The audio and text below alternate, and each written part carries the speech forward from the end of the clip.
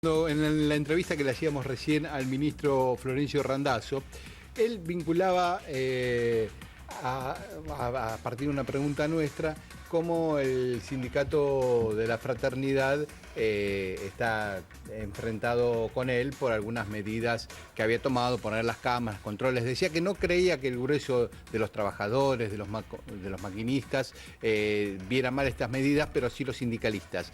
Y no solo eso, Randazzo tomó varias medidas que afectan no solo a los dirigentes gremiales de los subtes, sino a dirigentes gremiales de otros sindicatos, incluido el de los camiones. Recuerden que hace poco había dispuesto que no puedan circular los camiones en horas picos por la ciudad, una medida que fue revocada por la justicia y que ahora está en litigio.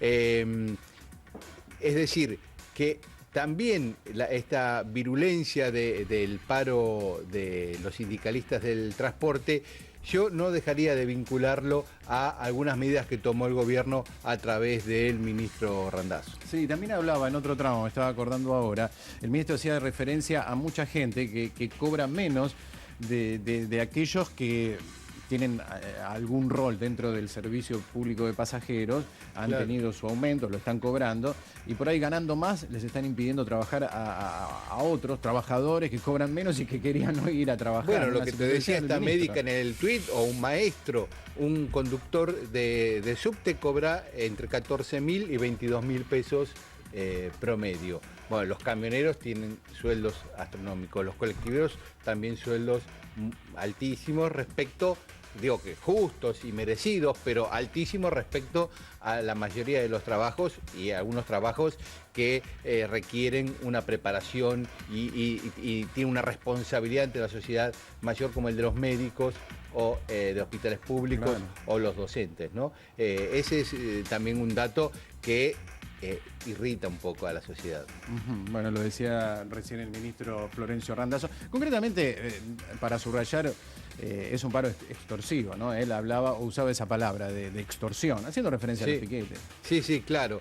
Él decía extorsión justamente por toda la imposibilidad de movilizarse. A eso se refiere con la extorsión, porque es claro que al no haber subtes, no haber colectivos, no haber trenes, por lo menos en el área urbana, porque también, como decía Alejo, las ciudades del interior del país, donde la gente no hay trenes suburbanos para trasladarse al trabajo, ni hay la necesidad de tomar un colectivo, por ahí se puede ir en bicicleta o en un remis, porque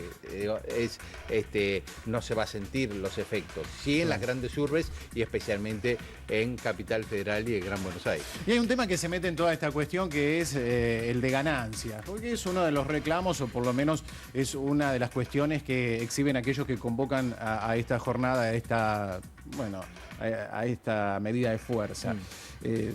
Hizo referencia al tema Capitanich más temprano, porque él ya había hablado de una posible modificación. Sí, Capitanich hace una semana dijo que no descartó la posibilidad de que el gobierno baje el piso. Hoy lo que marcó en la conferencia de prensa de esta mañana, recordó que ahora hay afectados por el impuesto a las ganancias la mitad de trabajadores que había hace un año atrás, pero que aún así podía seguir reduciéndose esa posibilidad. Yo creo que el gobierno lo va a hacer, como casi todos los años prácticamente lo hizo cuando la inflación produjo un desfasaje en la cantidad de trabajadores que ingresaban dentro del paquete para que se les cobre ese impuesto o pagar ese tributo. Es una de las medidas convocantes del paro, ¿no? Una de las consignas del paro, pero también hay otras, como la de las paritarias libres, que yo diría que, Daniel, que la de las ganancias es la única consigna consistente y con peso gremial, ¿no? La puedes discutir o no, pero tiene un fundamento de defender el bolsillo de los trabajadores. Ahora, un reclamo concreto. Un reclamo concreto. Las paritarias libres ya existen. Es más, te lo decía Randazzo, todos los gremios del transporte se arreglaron paritarias. Bueno, pero es la manera de justificar, entre comillas, que muchos gremios que arreglaron aumentos, que ya lo están cobrando, vayan al paro, entrando por el tema de ganancias, porque si no es un contrasentido. Muchos arreglaron 30%, un poco más, y ya lo están percibiendo. Por eso yo decía que ganancias es el único elemento sólido que sostiene la convocatoria del paro. Los otros motivos por los cuales llaman al paro, como las paritarias libres, evidentemente no tiene mucho sentido. Y después los otros dos temas no son gremiales. El tema del narcotráfico y la inseguridad no son estrictamente gremiales. Involucra a toda la sociedad en todo caso, pero no son un reclamo específicamente de un gremio. Nos involucra a todos, nos afecta a todos, pero no es un clásico reclamo gremial. Por eso también está metido el tema de la política partidaria en esta cuestión. Y vamos a andar un poquito más en esto de ganancias. Sí. Concretamente, bueno, hablaron de cambios y demás, lo deslizó Capitanich.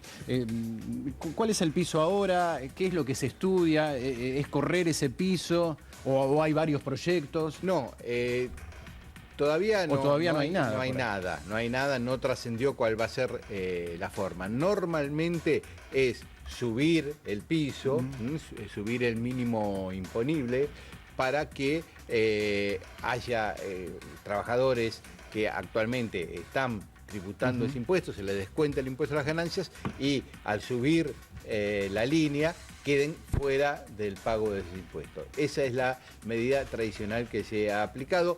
Que se aplicó el año pasado. Se aplicó el año pasado, con la salvedad del año pasado que además se modificaron las escalas. Además de correrse el piso, hubo una modificación de escalas que dejó...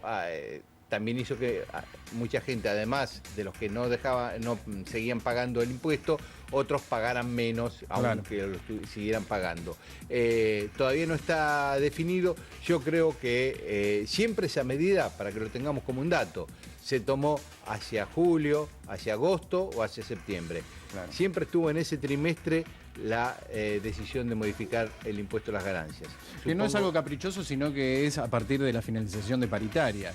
Claro. Es como que es un proceso lógico. Primero Totalmente. cierran los gremios. Se cierran los gremios, se ve en cuánto quedaron los niveles salariales de cada sindicato, que están todos arreglando no por encima del 30%, entre el 27 y el 30%, y en función de eso, de la conformación de los nuevos sueldos acordados en las paritarias libres, ya hay un mapeo y un panorama lo suficientemente sólido como para establecer qué cantidad de trabajadores quedan involucrados en el impuesto a las ganancias, quiénes no, y a partir de ahí hacer las modificaciones que el gobierno crea convenientes. Sí, eso del tema, bueno, el tema de las paritarias y las fechas, porque no es que cierran todas las paritarias en el mismo trimestre, más. Hay algunos que también cerraron en noviembre. Sí, depende de cada gremio. Justamente, como son libres, el gobierno, cuando un gremio pide que el gobierno convoque a paritarias, el gobierno lo convoque y después se sientan a negociar los empresarios, los empleadores de ese sector gremial con los sindicalistas. Cuando acuerdan, se firma el convenio paritario. No hay un plazo, para firmar el convenio. Es cierto que estas últimas 2 semanas firmaron sus convenios gran cantidad de gremios, los gremios más importantes, más numerosos, con mayor cantidad de afiliados, ya lo firmaron. Pero van a seguir las paritarias en mayo y es posible que algunas se terminen de cerrar en junio. Ya después de junio pueden quedar algún caso aislado, pero yo te diría que el 90% de las paritarias van a quedar cerradas en junio. Bueno, vamos a estar viendo qué pasa con eso y acá les vamos a mostrar a aquellos